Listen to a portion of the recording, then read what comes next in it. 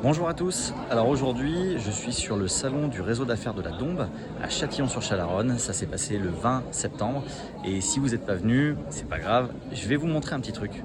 On a exposé sur notre stand où on a expliqué nos métiers de terrassier, constructeur routier, canalisateur, mais on a surtout expliqué comment fonctionnait un système d'assainissement autonome. Et ici on a une micro-station, c'est une vraie cuve qu'on va poser lundi en chantier.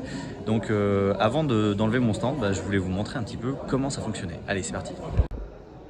Donc sur le stand, je voulais présenter donc une cuve Tricel. Donc c'est une micro-station d'épuration. Aujourd'hui donc j'étais présent avec le distributeur.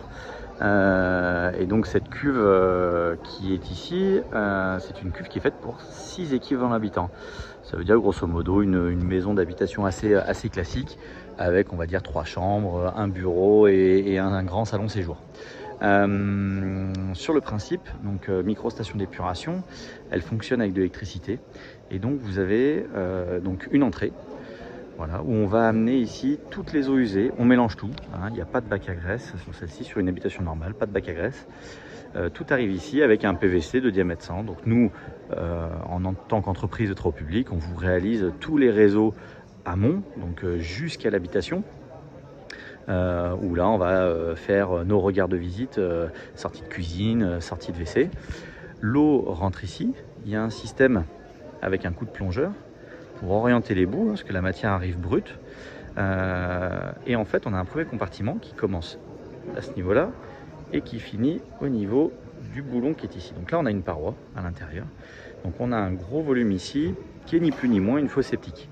En fait, une fosse septique, c'est ni plus ni moins un réceptacle à boue et à graisse.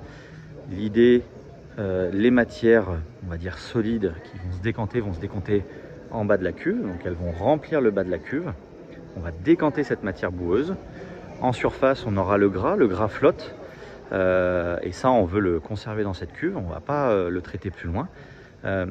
Nous, ce qu'on va traiter après, c'est l'eau qui va être au milieu. Donc cette eau qui est décantée, clarifiée.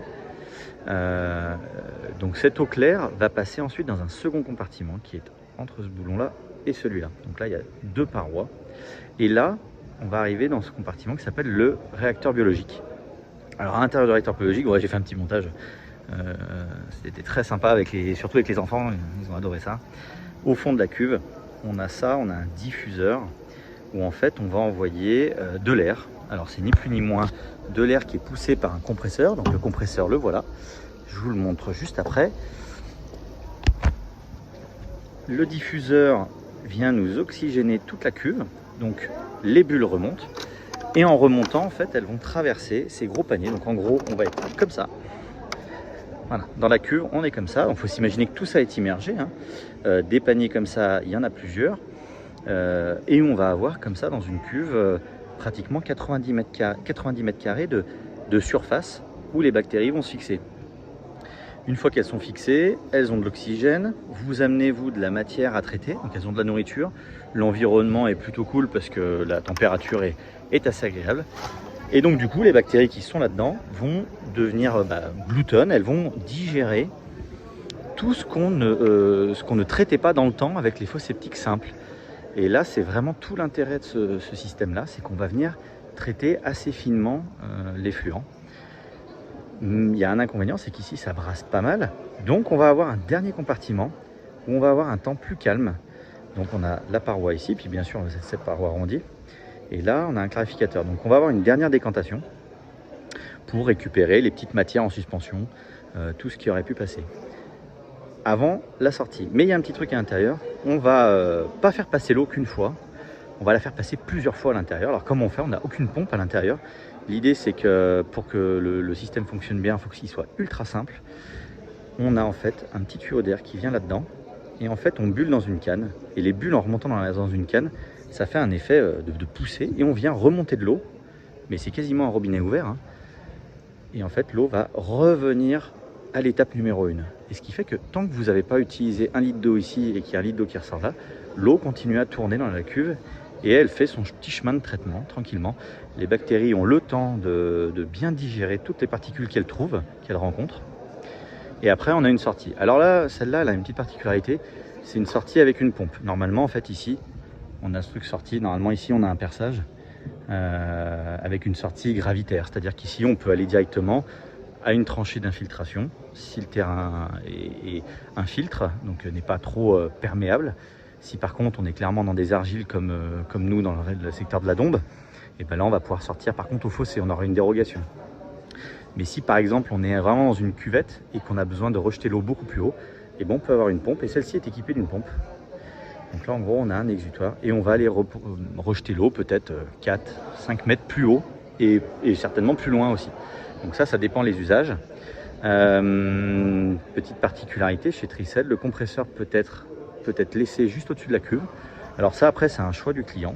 L'idée c'est que visuellement vous avez votre pelouse, ça vous fait ce trapillon et ce compresseur en surface. On peut aussi le mettre dans une logette ou le ramener au niveau d'un garage. Donc là en termes d'entretien, chaque année vous avez juste à contrôler votre compresseur.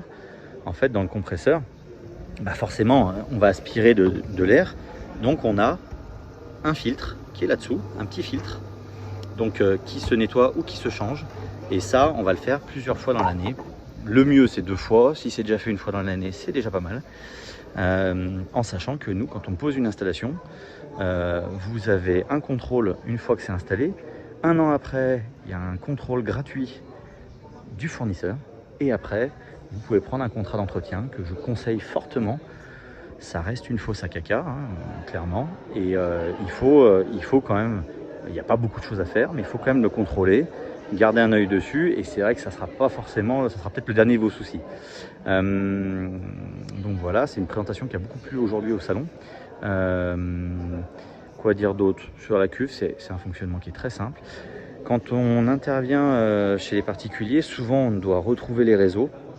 Donc là, ce que j'ai présenté aussi, c'est tout notre matériel de détection et de passage caméra. L'idée, c'est que quand on arrive, souvent les réseaux sont bouchés, cassés.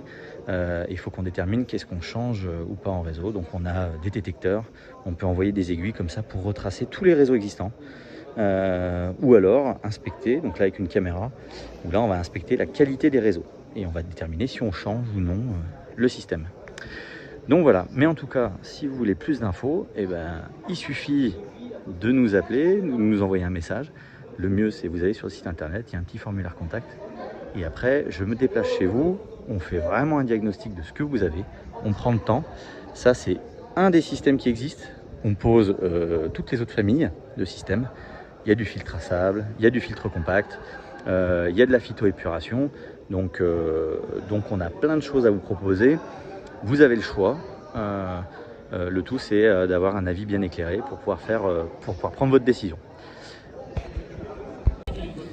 Voilà, merci d'avoir regardé cette vidéo. La prochaine fois, on se retrouve sur les chantiers pour poser des systèmes d'assainissement. Et d'ici là, je vous dis à très bientôt. Allez, ciao!